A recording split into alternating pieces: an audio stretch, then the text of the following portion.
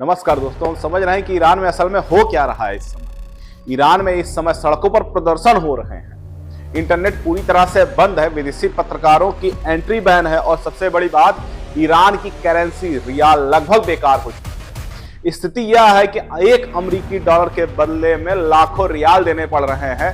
यह सिर्फ महंगाई नहीं है दोस्तों, यह राज्य की साख का पतन है। इतिहास हमें सिखाता है, इतिहास गवाह है, साम्राज्य बाहर से नहीं अंदर से ही टूटते हैं। यह रोमन साम्राज्य हो या सोवियत यूनियन हो, जब करेंसी पर भरोसा टूटा तो सत्ता की नींव हिल गई।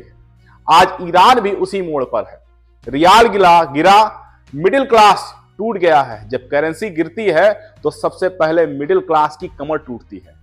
ईरान में खाने की चीजें 60 से 70% महंगी हो गई हैं। लाखों लोग गरीबी रेखा के नीचे हो गए हैं, नौकरी चली गई है, वेतन नहीं मिल रहा और यही वर्ग होता है जो सत्ता रखने की ताकत रखता है। यही वजह है कि प्रदर्शन अब केवल महंगाई की नहीं, पूरे सिस्टम के खिलाफ है। तेल वाला देश लेकिन भूखी जनता।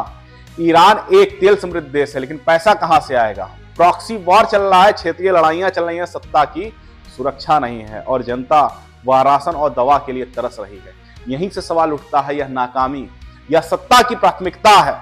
सबसे खतरनाक चीज सूचना का अंधेरा है। आज ईरान में इंटरनेट बंद है, सोशल मीडिया ब्लॉक है, स्टारलिंक तक जैम है, यानी जनता की डिजिटल आवाज भी दबी हुई। अब दुनिया को सिर्फ वही दिखता है जो सरकार दिखाना चाहती है। या सिर्फ दमन नहीं है, या 21वीं सदी का इलेक्ट्रॉनिक वॉरफेयर है। अमेरिका, ट्रंप और ग्लोबल प्रेम जो रहा है, अमेरिका इसे आजादी की लड़ाई कह रहा है, ट्रंप खुलकर बयान दे रहे हैं, लेकिन अमेरिका खुद जानता है अगर सीधा हमला हुआ तो ईरानी जनता शायद सरकार के पीछे खड़ी हो जाए। इसलिए शब्दों से दबाव बना रहा है, प्रतिबंध लगा रहा है, नैरेटिव वॉर सेट कर रहा है, लेकिन बम नहीं फेंक रहा है। अब सवाल आता है, क्या सत्ता गिरेगी? सच्चाई क्या है? ईरान की सत्ता संरचना अभी भी मजबूत है। सबसे ऊपर सर्वोच्च नेता, नीचे IRGC, रूस और चीन का समर्थन है, इसलिए तुरंत रेजिम चेंज होना बिल्कुल मुश्किल है। लेकिन जब किसी देश की करेंसी और जनता का भरोसा एक साथ गिरने लगे तो सत्ता बच भी जाए, लेकिन देश पहले जैसा कभी नहीं रहता। आज ईरान 3 जंग एक साथ लड़ रहा है। पहला अपनी जनता से, दूसरा अपनी करेंसी से और तीसरा सच बनाम झूठ की लड़ाई।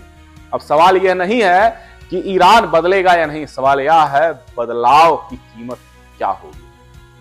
आप क्या सोचते हैं? क्या यह सत्ता का अंत है या सत्ता पहले से ज्यादा कठोर होकर के उभरेगी? अपनी राय कमेंट में जरूर लिखिए, क्योंकि इतिहास हमें बताता है कि ऐसी स्थितियां में देश खत्म हो जाया करते हैं। धन्यवाद।